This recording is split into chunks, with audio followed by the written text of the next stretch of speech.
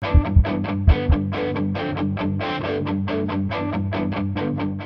guys, welcome to The Trip. I'm your host, Tracy Evans, and my co-host, Megan Slattery. And we also have a special guest with us, Joel. Joel, why don't you tell everyone about yourself? Absolutely. My name is Joel Sklar. I'm an attorney in Detroit, do a lot of civil rights work. I practiced psychology for many years. And a lot smarter than us, pretty much. I wish that were the case. But as you'll find out, that's simply not true. Okay.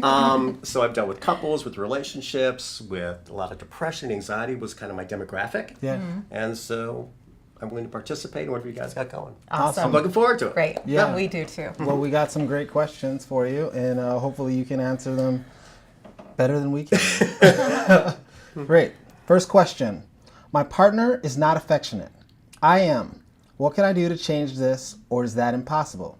He has always been like this, but it is more certain or so with 10 years of marriage. Can you help? I hope I can help. I don't know if I can help, but we can help. Yeah. And what I'm hearing is that there's a lack of affection. The question is why? What's going on? Yeah. And it's a deficit. Affection means it validates us, right? We need a pat on the back. We need a hug. We need a kiss. We need to be told that we look good. Yeah. The fact that this person isn't getting it shows that there's a fissure in the relationship. There's a problem, right? What somebody's needs aren't being met, and so what not knowing more than that. What I would kind of suggest is, one, you always got to communicate and talk. That's really, really important. And if there's a lack of affection, sometimes there's just resentment coming from someplace.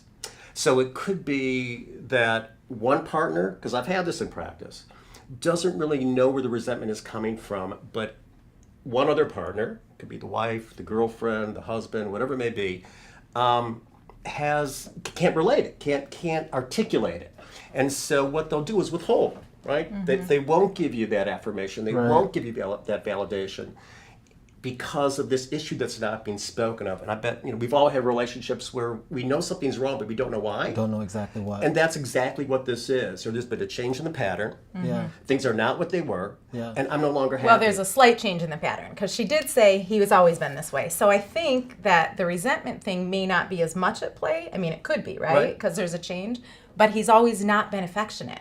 So you get what you get out of the gate too. Yeah. But the change is something to look at, right? I agree. Some people, would you say, are more affectionate than not others? I mean, I certainly am more affectionate. Yeah, absolutely. Yeah. Absolutely. And there's different reasons to be affectionate, That's absolutely true. And you can tell, I don't know if anybody's ever given you a hug, but it's like a cold hug. Yeah. Yes. That's Fake, affection. the little pat. The one Right. handed. Right, but it's bro. not really affection. Right. Yes. And so you want authentic, real affection where you feel, hey, this person acknowledges me, this person Absolutely. values me, and even going to a relationship where you know that the other is somewhat distant, and that's like historically the issue in this case. Can they become more affectionate? It depends how they want to express that affection. It may not be traditional. It may not be a hug. It may be. They're going to fix the toilet. It could be. It That's could be that. like, It could be. that's affection. Right. I'm taking care of you, I'll give right? you a story. Yeah, I that's their story. had a relationship, and the woman, we were living together, so she would do my laundry, and there was a time where I didn't put the laundry back in the drawers. I didn't do it. And I'm thinking, who cares? It's laundry in a basket. It can't really cause a problem. And for 6 weeks, that was burning. And I mean, I eventually put them away, but my girlfriend... It was a sign. It was a sign. And but she withheld. She was angry and she was distant. And so it could be things that you... But what did that symbolize, right? What did me just keep... And to her, it was, you're not recognizing the value that I bring. Right. Absolutely. And to an extent, she was absolutely correct. I didn't think it needed validation, but the older I get, the more validation everybody needs. Yeah. Everyone needs validation. Yeah, because we're getting older. We're getting older. And I'm getting more disgusting. My God, not people like me.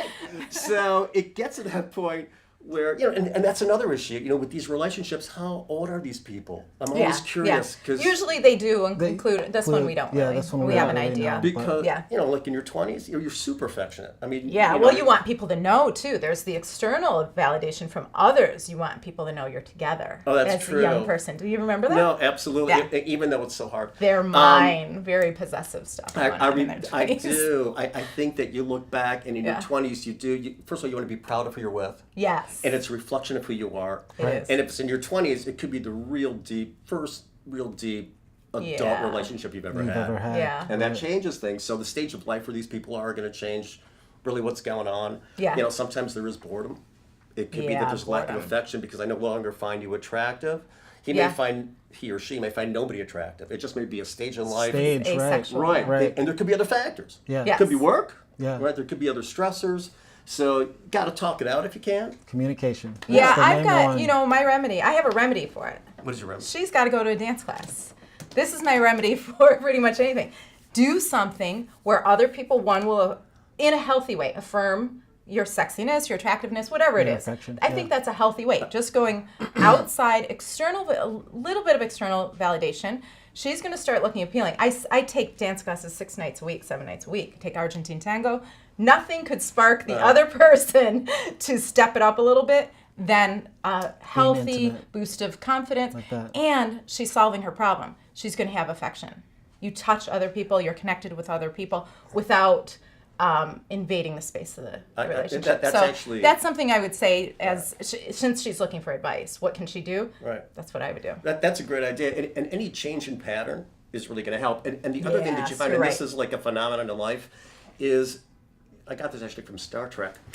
Oh, I remember when great. Spock said, wanting is often greater than having. It is not logical, but it's true. And so what, Yeah. and you know, I yeah. don't know what the episode was, even though I watched it 1,000 times, is that if she distances Michael herself a little does. bit, walks away a little bit, he may walk toward her. Yeah. Because you want what you can't have. You want Yes. things that are just out of reach. And if she says, okay, this is, how do I spur this in him, this sense of, you know, wanting? Yes. Make yourself, you're already desirable in it, whoever you are in and of itself, what you Right. are. Yes. You have value. Right, but maybe change your pattern, be a little bit more distant. See if that creates a response and an inquiry of the other as to why are you creating this distance with me? What is Right. going Yeah. on here? Yeah. And that's a way to maybe evoke some change. Yeah. Change is super hard, it's super painful. We love the familiar. But that's a suggestion to change things up. And then you'll see if the relationship continues to evolve together or perhaps not. And those are the not. realities. That's it. That's what we're trying to deal with. Between the eyes, reality. Right. All right. Thank you. Second Joel, question? Great. Yes. Second Okay, question go. is me. Let's go. So, another one really about a change in the relationship. So, a change in someone's behavior. Yeah. My girlfriend spends more time with her friends than me. I feel like she was always this way, but now it seems even more so. Should I be worried that she is not where she says she is? 3.5 years together, 2 years living together. Starting to wonder in Royal Oak. Wow. You want to take this first? Yeah, I'll give it a go. Okay. Well, I'm hearing two things from that, though. Me too. I'm hearing one is that there's a change, again, there's distance, and I'm suspicious. Yes. And then I'm hearing a lack of trust, even though that's not how the question is framed. Yeah. Right. Right? Where is she? Where is she? That's like, you know, she's spending time with her friends. You kind of know who she's spending time with, I think, but maybe you don't. Maybe you're not really sure. So that's kind of a tough one because it goes, again, to the essence of a relationship, but there's trust. Yes. Is there mutual respect? Is there mutual trust? And I'm telling you, when I would deal with couples therapy, trust was the essential issue. No matter what was going on, no matter if the complaint was, listen, we've been married for 20 years, now my wife or my husband looks terrible, they're out of shape, they're not who I was. It always came back to that sense of trust. In some cases, it was a trust that, hey, when we got married, you said you'd stay in shape. Yeah. And I trust that you'll always that you will be appealing to me, right? That you'll always be a good partner with me. Man. And so what my guess is in this one is that the girlfriend has an independent existence outside of the boyfriend. For sure. She has friends too, which we talked about on the last show, which is a positive. It's huge. I mean, she's got a full life, right? Yeah. She's going out. My sense is that maybe he may be too reliant on her to affirm who he is. Who he is. He's got to find out who he is. Yeah. Go out on your own. Go with your friends. You know, go out. If you love hockey, go to a hockey game. Go And that's play. what I think. You got to find some, within your own self. Find some friends, guys, hobbies, other things. So it equals that because once she automatically sees you start doing your thing, she's gonna be like, oh wait, well, it's Friday night. I thought we would stay in, and you're Right. like, no, it's hockey going night. on? So are you addressing this like payback, or are you addressing this? Yeah. Payback You are. is always fun. Let's not kid ourselves. I was just checking. Okay, so Isn't there a part pay of her back and make a bunch of friends and go out? But isn't there a part of a I relationship guess. that isn't we don't want to say it, but isn't there a part of relationships that's like chess? Oh, there's that a is power almost position. like Like this tactical human beings. almost strategic, whatever. Yeah. But the other aspect, though, if you have a relationship where one is in a sense secluded and stays home, Yeah. the other is always out and about, right? Yeah. Doing, it could be professional, personal, having a great time. The person who is secluded has to define who they are, and I'm telling you, it's unattractive to people if you don't have confidence and your life is very limited. You live in a little nutshell. Right. And so my guess is that he sees himself as being reliant on her and really not getting out. He's a little bit scared. Right. And you got to kind of face that fear. Yeah. You got to go out there just so you love yourself, right? Yeah. I mean, you can't have the other care for you if you don't care about yourself. You can't have to respect you if you don't respect yourself. You're going to respect yourself by doing things that scare you, that make you uncomfortable.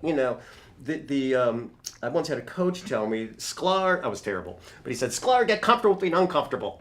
Because uncomfortable is how life is. Yeah. And I said, Coach, you have no idea what but yes, he was absolutely correct. Right. You got to be comfortable with the uncomfortable because the uncomfortable is what makes you grow. Truly. I want to back up 2 steps, and then I think we're going to wrap it up.